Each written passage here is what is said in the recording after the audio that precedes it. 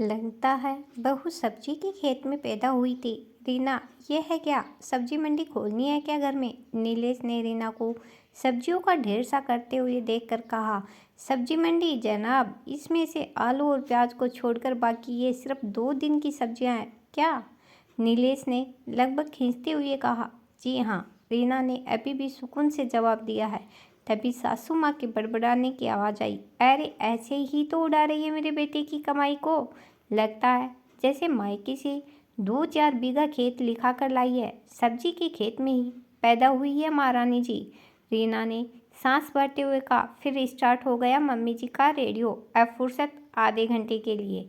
लेकिन रीना, क्या वाकई यह सिर्फ 2 दिन की सब्जी है? जी हाँ पतिदेव, और यकीन मानिए मुझे इसमें से मुश्किल से कोई एक ही सब्जी मिलेगी खाने को। मतलब सुनिए, यह है करेले का जूस सुबह सुबह पापा के लिए, चुकंदर, टमाटर, पुदीना, आंवला और अदरक का मिक्स जूस ननद रानी की ग्लोइंग स्किन के लिए, बैंगन और कद्दू आपके फेवरेट, शिमला मिर्च, बीन्स, पत्ता गोभी, पोहा या चिल्ला में डालने के लिए, नाश्ते के लिए टमाटर, प्याज, मिर्च, धनिया सभी में पड़ता लगभग।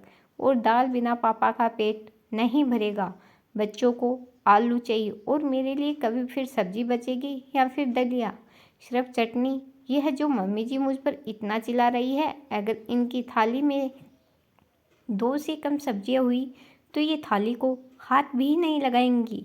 और यह सारे काम सब्जियां खरीदने व साफ करने समेत मैं ही करूँगी, क्योंकि सब्जी के खेत में पैदा हुई हूँ ना।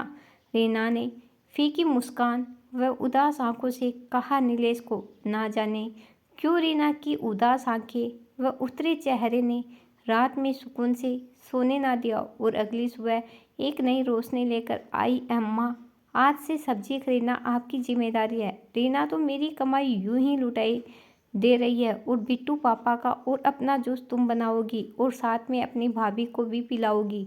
देखो कैसी लगने लगी है। नीलेश ने सबको आदेशित किया। अगली सुबह बचत के चक्कर में माताजी ने कोई सब्जी नहीं खरीदी। पुरानी सब्जियों से 2 दिन काम चला, पर तीसरे दिन ना पिताजी को जूस मिला और बिट्टू को ऊपर से सबकी थाली में भी सिर्फ एक सब्जी और दाल पहुंची। पर रीना का काम जरूर आधा हो गया। एक हफ्ते बाद वह मैं कह रही थी कि बेटा नीलेश, अब इस उम्र में मुझसे यह जिम्मेदारियां नहीं उठाई जाती। ऊपर से मैं समझ गई हूँ कि गलती बहू की नहीं बल्कि हम सब की है।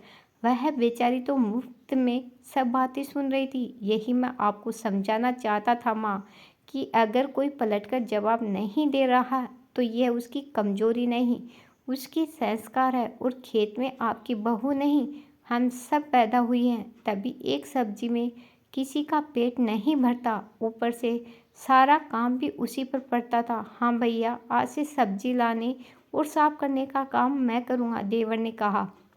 जूस और नाश्ते में मैं बनाऊंगी, ननद बोली। सब्जियां मैं काटूंगी, मम्मी जी ने कहा। और घर में रोज किसी एक की पसंद की सब्जी और दाल बनेगी, ताकि बजट भी ना बिगड़े और किसी को अतिरिक्त मेहनत भी ना करनी पड़े।